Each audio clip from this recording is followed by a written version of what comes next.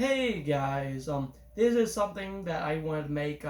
This might just be me rambling for a second, but kids' games are getting slightly less common. Like a lot of the kids' games, at least from my perspective, there used to be when I was a kid. There used to be games like Drawn to Life, Scribble Knots, and even Skylanders, which doesn't exist anymore. And these are games that I didn't own as a kid because they might have been a little bit more expensive. Because I back then the DS was still a new console. That's what I had as a kid. But these games are good. I think these are good kids games. They're fun. I played them. I like Skylanders. I never beat, but I enjoy these. I can get why kids like them. I think even Scribblenauts is a great learning thing for kids. Drawing Life is a great thing for kids to be creative, and there's even games based off kids shows or kids movies, licensed things, Toy Story, Ben 10, Adventure Time. These are just things I have, but there are many more. That just doesn't happen as often. There's not a lot of licensed games like that, and that's another big chunk of kids games that I don't know what happened to. And when they do happen nowadays, they're not that good. They're not that fun, and even it's on a PlayStation offering, which is one of the better things and more price oriented. You can get Daxter. You can get that pretty cheap these days. You can get a little bit of Planet PSV pretty cheap these days, and Sly Cooper. These they came out on other systems. These are just the one I grabbed off my shelf. These are pretty cheap, and the only thing that's wrong with these, they don't come out that often. These are really quality games. These are the best quality games out of these games I listed so far.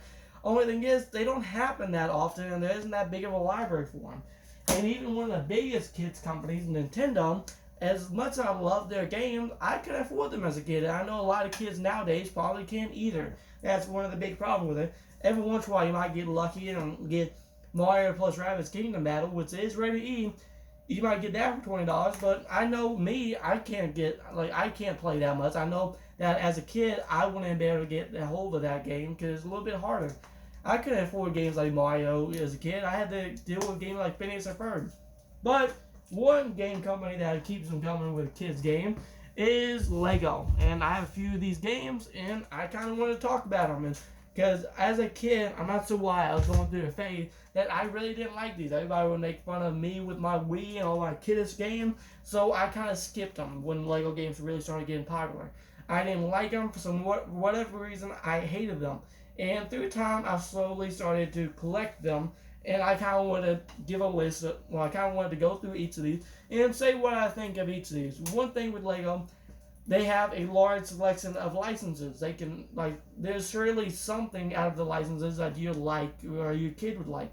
And I just kind of wanted to go through the little collection I have of Lego games and say what I think about each of them. First, just because first off my list, is Lego Harry Potter, which I got really cheap at a thrift shop. I'm not a huge Harry Potter fan, but I am kind of a Lego fan. It's not the best game, but I will sit down and play it. It's quality. It's quality. It looks good. It plays good. And the only thing about Lego games is they all play very similarly. They all have the same style of game. They're beat 'em up platformers. So if you like Harry Potter, you're probably gonna like this.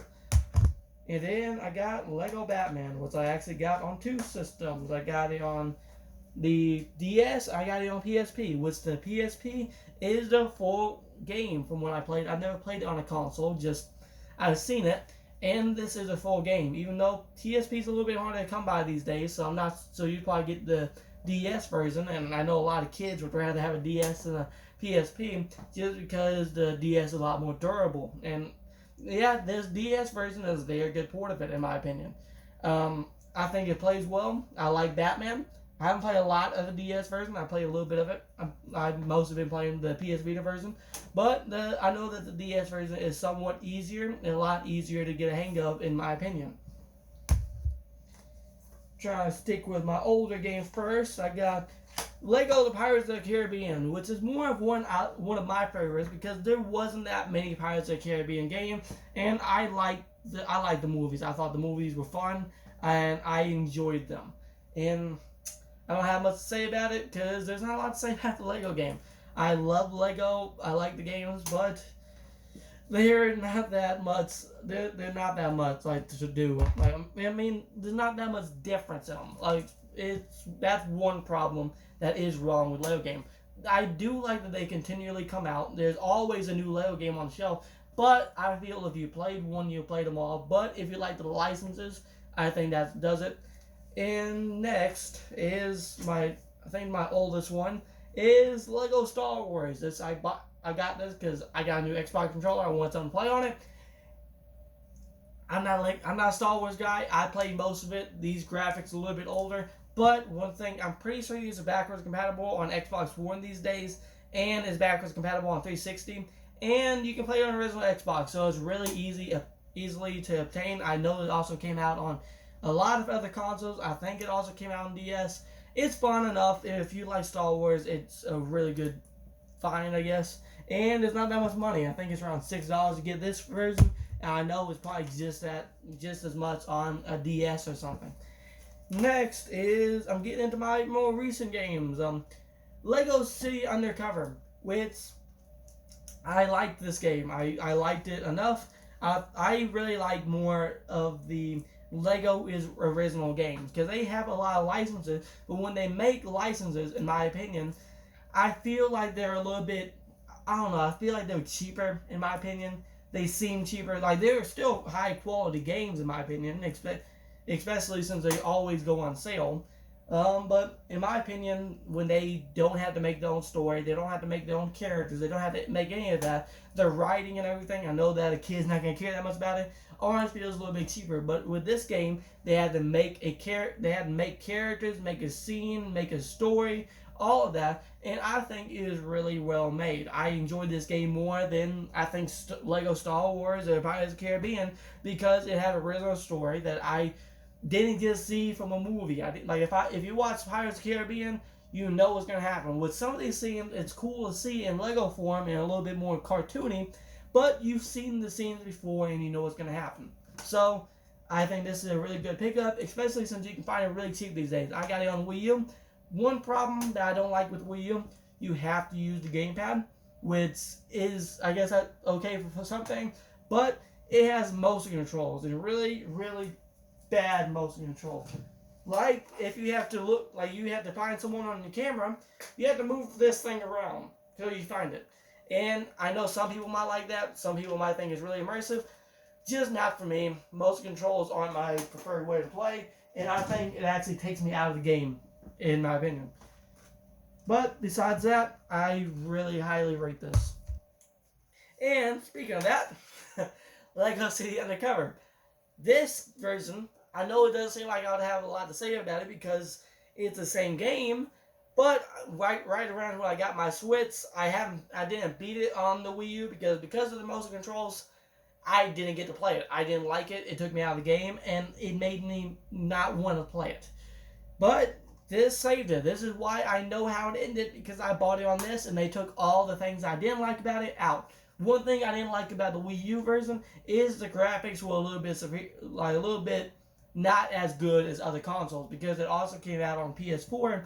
So it felt like I got the lesser port because I had to deal with motion controls, lesser graphics. The big Wii U controller was at the time I was having a problem with, so it felt like I got the raw end of the stick because I mostly got the game to play with my Pro controller.